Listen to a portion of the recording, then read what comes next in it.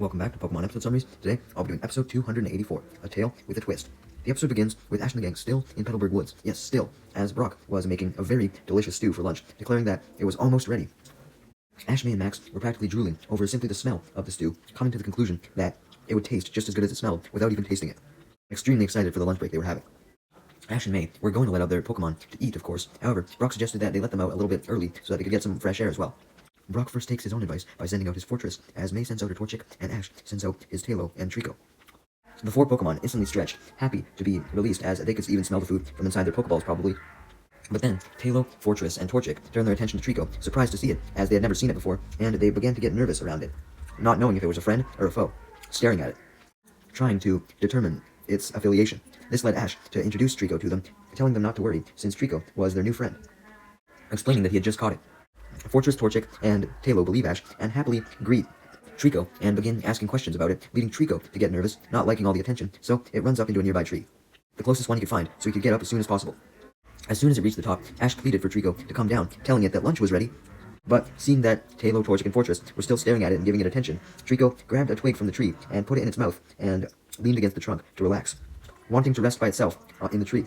May then questioned why Trico wouldn't come down from the tree, leading both Brock and Max to state different theories. Max suggested that Trico may have still had its rebellious attitude,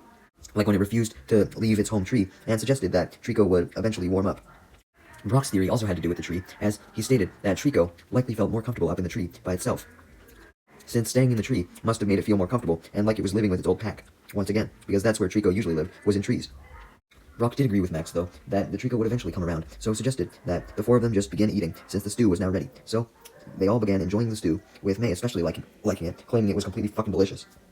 Ash and the gang then observed all their Pokemon eating food as well, only to see that Torchic was not just eating the stew, or Pokemon food, but was also eating some apples and grapes that it had found. Although, they soon noticed that it wasn't eating the apple and grapes, it was simply keeping the grapes inside of its mouth, and it had the apple bouncing on its head, wanting to run around and play with its food. Max comments that Torchic seemed as energetic as May, stating his displeasure with this. Basically, he thought that both May and Torchic were being annoying by being super energetic, especially as May was so hyper-focused on the food that she was startled by Max saying this, not paying attention to him. However, May quickly heard what Max said, registering it, and retorted that a Pokemon being energetic meant that they were healthy, so she had trained it well, leading Max to rebuttal that Torchic couldn't be too healthy if May didn't even train it, reminding her that that was the case. She hadn't even done any training with it, and May realized this was true, and couldn't come up with a comeback, as she just looked down, embarrassed. Ash then turned his attention to his Trico again, kind of sad that it wasn't joining everyone else with the delicious meal, and asked Trico to come and join the rest of the Pokemon. However, Trico just ignored Ash, still sitting on the branch, focusing on the sky. Ash tried to get Trico to come down by showing it some Pokemon food in a bowl, but this didn't work either, since Trico didn't think the food was worth disrupting his own solitude. Trico's peace was then disrupted, though, as it noticed movement in the bushes down below where the tree it was at, and he soon noticed multiple different bushes continue to move, making Trico realize that whoever was making the bushes move was moving through the bushes at a very fast pace, heading for something. Soon enough, Trico spots the thing moving in the bushes as it peeks out from them, looking at Ash and the gang, although Ash and the gang didn't notice it. This Pokemon was a Seviper. The Seviper quickly diverted its attention away from Ash and the gang, though, and instead to the excited Torchic, who was running around still with the apple on its head and grape in its mouth. It wanted that fucking apple, as it was starving, so Seviper tried to trip Torchic, but before it could do so, Torchic ran past, still as happy as ever to have the apple and grapes. Once Torchic was past Seviper in the bushes so that Torchic wouldn't spot it, Seviper finally took the opportunity to stretch its tail out from the bushes and trip Torchic, causing it to drop the apple and grapes. Due to the apple forcefully hitting the ground at a pretty tough speed, the apple then began rolling away as Torchic freaked out, not wanting to lose it, desperately chasing after the apple. Before it could reach the apple, though, Seviper then slithers out of the bushes and gets to the apple first, towering over Torchic to intimidate it so that it wouldn't even think of grabbing the apple. And sure enough, the apple was the last thing on Torchic's mind for a split second, as it went insane with fear upon seeing the Seviper, leading the Seviper to take the opportunity to swallow the apple whole. Upon seeing this, Torchic instantly got angry as it remembered the importance of the apple and how it was going to eat the apple once it was done running around and playing with it. So it fucking insulted Seviper to no end, leading Seviper to get angry and bite Torchic. But before it could get off this bite attack, a twig then hit the ground in front of it, just barely missing Seviper. However, the Pokemon who threw the twig, being Ash's Trico, having launched it out from its mouth, it didn't care about this, as he had simply sent the twig as a warning shot to divert Seviper's attention away from the Torchic and now towards it. Now that Seviper was focused on it, Trico leaped down from the tree and used Pound on Seviper's head, and immediately jumped from Seviper's head to Torchic to protect Torchic so Seviper couldn't go at it. Unbeknownst to Trico, though, the Seviper was only wanting to get through Trico so that it could get to Torchic. It had no interest in fighting Trico whatsoever. So when Trico went to go attack the Seviper looked like it was going to attack the Trico back. But as the two Pokemon closed in on each other, Seviper moved out of the way at the last second and instead hit Torchic, slithering up to it and hitting it with its tail, although it didn't stop at one hit, as it hit Torchic with its tail continuously, essentially making it bounce on its tail, as it kept going up and down, making Torchic cry out in pain, which was heard by May and the others. They run to the source of the screen, with Fortress and Talo, of course, joining as well, and they see what was happening between Trico, Seviper, and Fortress and Torchic. May orders the Seviper to stop harming her Torchic, as Ash scanned it with his Pokedex, since he had never seen a Seviper before, and the Pokedex informs him that Seviper was known for being angry and just a fucking rude bitch. Knowing that the Seviper wouldn't stop because it was such a rude bitch, Brock declared that he and Ash would have to stop it themselves, as Brock commanded his Fortress to attack, and Ash commanded both his Pikachu and Talo to attack. However, before either of them could do anything, the Seviper then used a haze attack to blind Ash and the gang, as well as Trico, making Ash and the gang panic, as they all admitted that they couldn't see Seviper. Trico, though, was able to spot a small gap in the haze, and through this gap, it was able to see a nearby tree. Trico decided to use this tree to its advantage, as it quickly went out of the smoke and climbed on top of it, getting to the top. Not only did this mean that Trico was no longer blinded at all, it also meant that Trico had a higher vantage point to attack Seviper from, as it lunged down towards it, having spotted it, with Torchic now being suffocated as it was wrapped in Seviper's tail, as opposed to being bounced on it. Trico then spotted that the situation was even worse. Not only was Torchic being suffocated, but Seviper was carrying the Torchic away in its tail, trying to take it as captive. This led Trico to take action, as it used the tree to its advantage, jumping down straight onto Seviper's head, smacking it with its tail, which was immensely painful for the Seviper due to the height that Trico had came down from. Seviper was in so much pain that it lost a grip of the Torchic in its tail, allowing Trico to retrieve it and run over to Ash and the gang, safely placing Torchic on the grass in front of them, leaving Torchic, still scared as fuck and traumatized from what had happened to it, to run to May, who picked Torchic up and hugged it, grateful that Torchic was now back in her arms. Ash now respected Trico even more for saving Torchic, stating that it did a great job. Just then, this happy moment was interrupted, as Seviper had recovered and wanted revenge on Trico for what it did to it, as it lunged towards it. Brock saw this coming and warned the Trico to look out, but before it could, the Seviper used Poison Tail to smash Trico into a tree trunk. To make matters worse, Seviper then prepared its vicious fangs, about to use Poison Fang on Trico to finish it off, and Max spotted this, leading him to yell out, warning Trico. But Trico was too injured from the Poison Tail to do anything, so Ash took action, as he told Talo to intervene and use Quick Attack, mixed with a Wing Attack, and these two attacks hit Seviper, stopping it in its tracks before it could get to Trico. The Seviper wasn't down yet, though, so Fortress helped out Talo per Brock's orders, using Spikes and Pin Missile to strike Seviper. Even those attacks didn't do much to Seviper, so Ash told Pikachu to jump in by using Thunderbolt, and with the ferocity of this Thunderbolt and all the previous attacks, it was finally enough to send the Seviper running away into the bushes. With the Seviper gone, Ash and the gang were fully occupied with Trico, concerned about if it was okay or not, since it was to the point where it couldn't battle, and unfortunately, they saw that Trico was severely injured and poisoned from Seviper's attacks, as the Trico was holding its arm and squinting in pain. Ash asked if Trico was able to withstand the pain enough to get up, and it didn't want to be seen as weak, so it damn well tried to get up, but it collapsed into Ash's arms, unable to move. This led Ash to apologize for asking Trico to push itself, and he tells it to rest, with Brock also stating that this was definitely a good idea, and adds that they had to get it to a Pokemon Center immediately.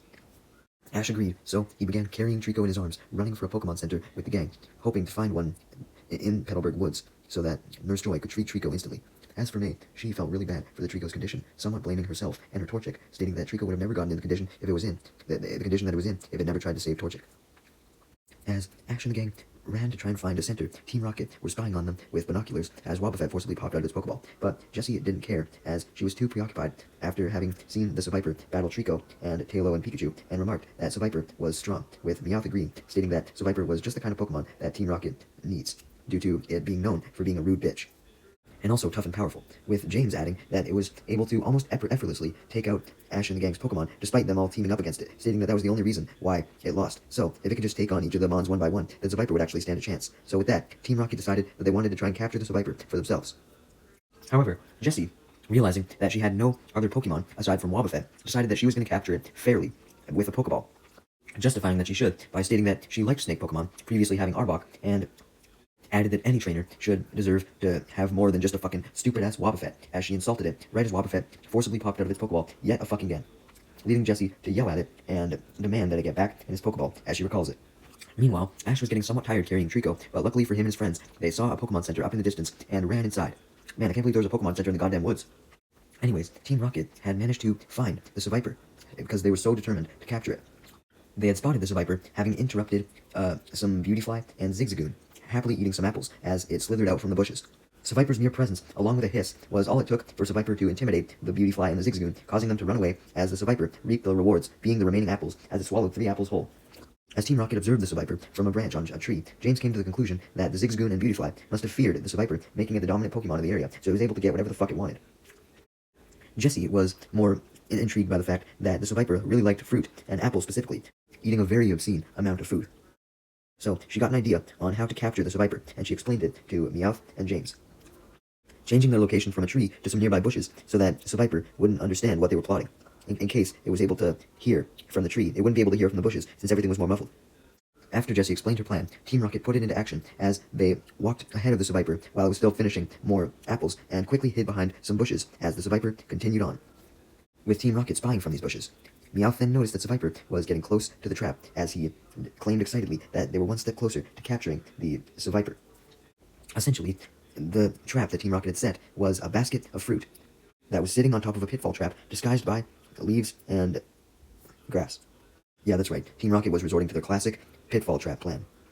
Team Rocket quickly got excited as they saw the Seviper approaching the pitfall trap, about to take the basket, falling for the bait. But then, the Seviper was able to sense that something was wrong as it stopped right in front of the grass where the pitfall trap was located. Team Rocket get angry at Seviper stopping, quietly whispering that they wanted it to go on the fucking grass, and Seviper seemingly manages to hear this as it looks around and manages to come to the conclusion that the basket of fruit would end up being a trap if he went on the grass. So he smiles at figuring out the trap and then uses his tail to grab the basket without going on the grass and brings the basket to it and then slithers away, eating the fruit in the process, leaving Team Rocket extremely angry as they jump out of the bushes they were in and demand that the Seviper come back. However, what they didn't realize was that since they were so focused on yelling at the Seviper, when they jumped out of the bushes, they had landed right on the grass that was covering their pitfall trap, so they ended up coming into their own pitfall trap.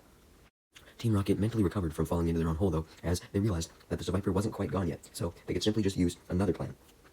Having come up with it and told James and Meowth about it, Jessie happily exclaimed that their new trap would not fail, although Meowth and James were against the trap because it only required 2 people, and Jessie had nominated James and Meowth to do the actual work. However, Jessie just told them to quit complaining and be quiet because Seviper was getting away. So, not wanting the Seviper to get away, James and Meowth then implemented the plan at Jessie's orders. When the perfect moment had arrived, the Seviper was in a perfect position for them to throw their net, which covered Seviper. Jessie was finally pleased as she stepped out of the bushes, going up to the captured Seviper, and taunted it that it couldn't escape, and it was now going to be her Pokemon, as she prepared to catch it. Meowth and James saw that Jessie couldn't possibly catch the Seviper, since it was angrily thrashing around in the net, trying to escape. So, Meowth and James got the idea to apply pressure to the Seviper while in the net by pulling on it, which would hopefully force the Seviper to stop thrashing. However, James and Meowth saw that they couldn't move the net, since the Seviper was too heavy. And unfortunately for Team Rocket, their attempts at moving the unmovable Pokemon just pissed off Seviper even more, as it simply bit through the net, freeing itself, and then, because of this, Team Rocket all got sent flying directly into a tree trunk, because when James and Meowth saw the Seviper bite through the net, they were worried that they were going to get bitten, so they walked backwards, only to tumble into a tree, hitting Jessie and knocking her in there in the process. And with Team Rocket now distracted by this, Seviper took the opportunity to slither away. An exhausted James and Meowth sat by the tree, claiming that they gave up on catching the bitchy Seviper. However, Jessie just wanted to catch the Seviper more after its escape, because she was impressed by its resilience. Meanwhile, back at the Pokemon Center, which Ash and the gang had arrived to, and immediately brought Trico to Nurse Joy and her Chansey, who put his Trico immediately in the ER and began treating it. Ash watched intently from outside the ER, looking in the window, pressing against the glass in desperation, trying to get a closer look at Trico, as he assured Trico from outside that he knew that it would get better, and hoped that this was true. Meanwhile, back with Team Rocket, James and Meowth had agreed to continue helping Jessie, but only if they were able to take a break first before going in for another plan. So, Jessie agreed, and Team Rocket took a lunch break by the river, chowing down on some rice balls as they talked about how intelligent and powerful Seviper was, and plotted how to overcome these things and capture it. However, this conversation was soon cut off as they realized that the rice balls that they were eating for lunch were almost gone. There was only one left, and they all wanted it. So, all 3 of them try to grab it, and this causes a fight as they all try to rip the rice ball out of each other's hands. Unfortunately, though, this just causes the rice ball to fly out of their hands and into the river, leading James and Meowth to get fucking depressed that the rice ball was now gone, beginning to literally cry. However, Jessie reassured them, laughing that everything was fine, as she had another secret rice ball. Jessie was questioned by James and Meowth as to why she was laughing, leading Jessie to admit that she had taken this rice ball from the pile and had hid it so that she could have it all to herself. making James and Meowth even more angry, but Jessie didn't care, as she simply went to eat it, ignoring their request for her to share it. Right before she could eat it, though, Survivor snuck up to Jessie and snatched the rice ball from her hand with its tail right as she was putting it in her mouth, and then chowed down on the rice ball itself, consuming the rice ball in one bite. This obviously made Jessie angry, and she warned the Survivor that it would pay for this, though the Survivor taunted her by showing her its empty mouth to show that it devoured the rice ball, and this just made Jessie even angrier as she almost went out of control. But James and Meowth reminded her that she now had the perfect chance to capture Survivor, as it was too busy taunting her.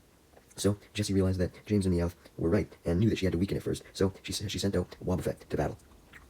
warning Wobbuffet that it better do good, otherwise it would be punished. So Wobbuffet ran up to Survivor, and the two merely stared at each other for over a minute.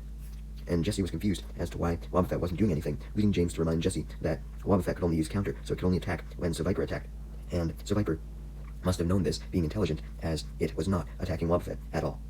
This made Jessie extremely angry, as she told Wobbuffet to fuck off and recalled it, calling him useless and putting the entire blame on him as opposed to Survivor. Jessie then threw Meowth at Survivor, wanting him to attack, basically forcing him to, as she commanded him to use Double Edge. However, Meowth retorted that he didn't want to battle as he was flying towards Survivor, also reminding Jessie that he didn't know Double Edge. Obviously, he couldn't stop himself from being sent into Survivor, unable to attack though, leading Meowth to land on Survivor's face and get smacked across his own face with Survivor's tail, sending him flying backwards, knocking over Team Rocket, knocking all of Team Rocket to the ground, and also knocking another hidden rice ball out of Jessie's pocket in the process, and it rolls towards Survivor because of the impact of Jessie landing on the ground. Jessie was immensely angry at this, as this truly was her last hidden rice ball, while Meowth and James were immensely shocked that Jessie would have hid yet another rice ball from them, and as Jessie chased after the rolling away rice ball, desperate to retrieve it,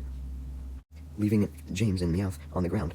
And as Jessie was running, she saw the Survivor about to eat the rice ball as it had rolled directly to the Survivor's mouth, and Jessie then dived to retrieve the rice ball right as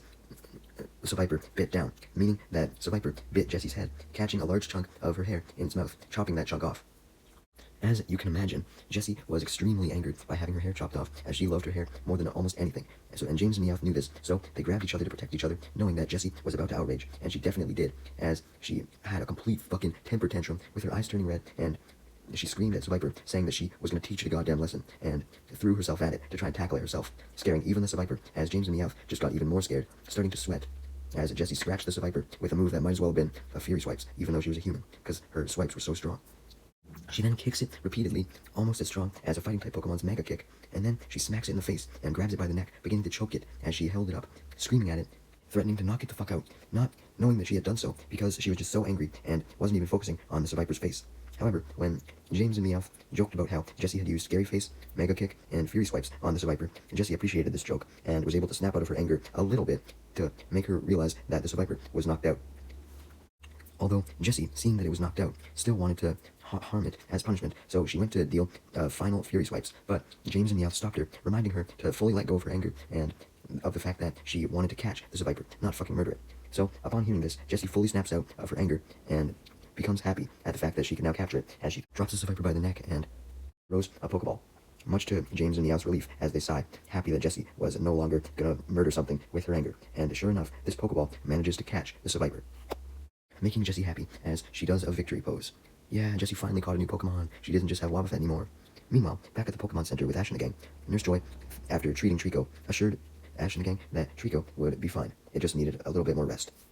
Ash was pleased, but May had her mind on something else, as she questioned Nurse Joy if she was related to the Nurse Joy that they had encountered back in Odell Town, and Nurse Joy confirmed this, with Brock adding that every single Nurse Joy was related, because May had seemingly thought that there was only a subsect of Nurse Joy that were a family, but no, all of them were related. So, May remarked how there had to have been a huge family then, since there were so many Pokemon centers, which Nurse Joy confirmed. May then tried to guess how Nurse Joy was related to the one in Odell Town, suggesting that maybe this Nurse Joy was the one in Odell Town's younger sister, but Nurse Joy denied this, as did Brock, as he was an expert at Nurse Joy relations somehow, explaining that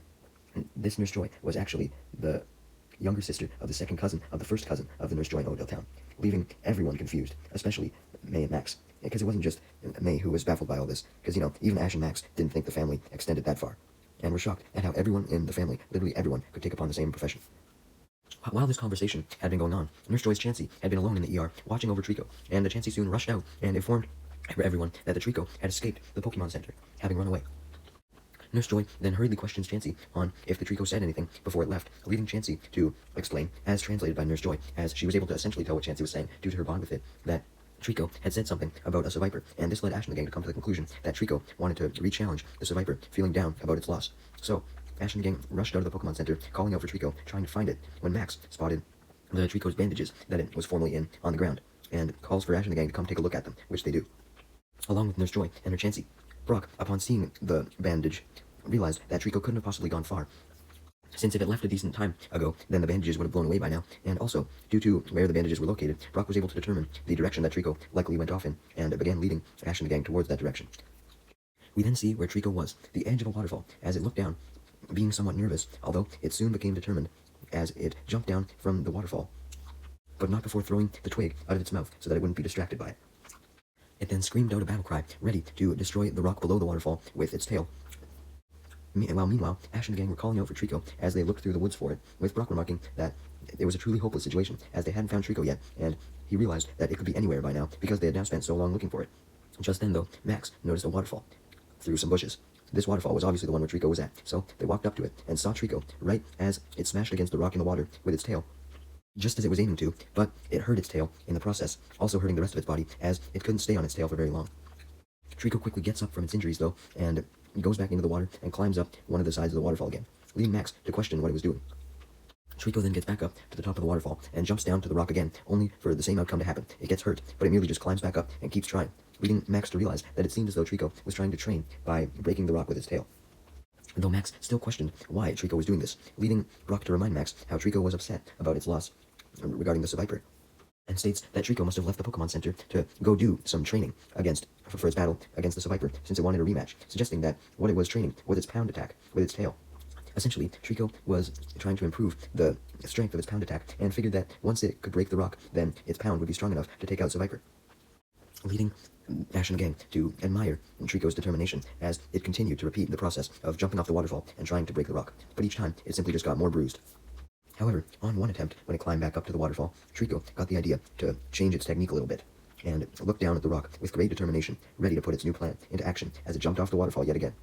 Ash and the gang were worried that Trico was just going to end up getting bruised again, but they then saw that Trico's changed tactic, as it spun rapidly while it fell, and managed to smash its tail against the rock, breaking it this time because of its spinning power, essentially using a rapid spin, mixed with a slam, mixed with a pound, all in one, for a super strong pound attack.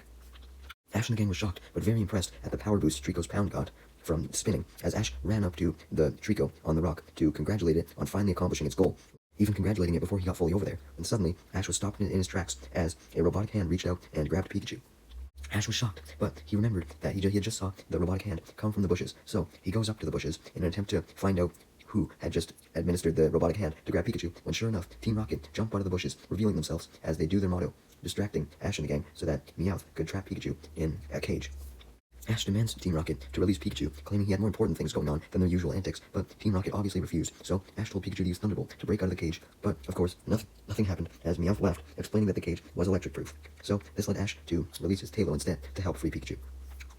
This led James to release his Cacnea to fight back. Although before Cacnea could do anything, just as Victreebel used to eat James, Cacnea began hugging James, poking him with its spines. Although Cacnea soon got off James and was able to get off a pin missile attack on Tailo, although Tailo was able to quickly dodge the attack by flying away. Ash thought this battle would be easy if Cacnea couldn't do anything to Tailo, but Jessie just laughed as she announced that Cacnea wasn't the only new Pokemon that Team Rocket had acquired recently, and stated that her new Pokemon that she had acquired was really, really good. And she continued to brag about it as she released Seviper, making Ash and the gang extremely surprised, noticing that it was the same one from before, as explained by Jessie. Of course, Trico immediately noticed the Seviper and went up to it, wanting to have his revenge, but Ash stopped it first to give it a pep talk, to tell it to believe in itself, and use all it's learned from its waterfall training, assuring it that it would do fine, also reminding Trico that it wasn't alone, and it had friends in Ash and the gang that could help it out, with Ash stating that he would help Trico come up with some attacks to use, and Trico appreciated all this, smiling at Ash as the battle between Seviper and Trico began. Trico and Seviper stare each other down for a bit, both wanting to kick each other's asses, as Jessie starts off by ordering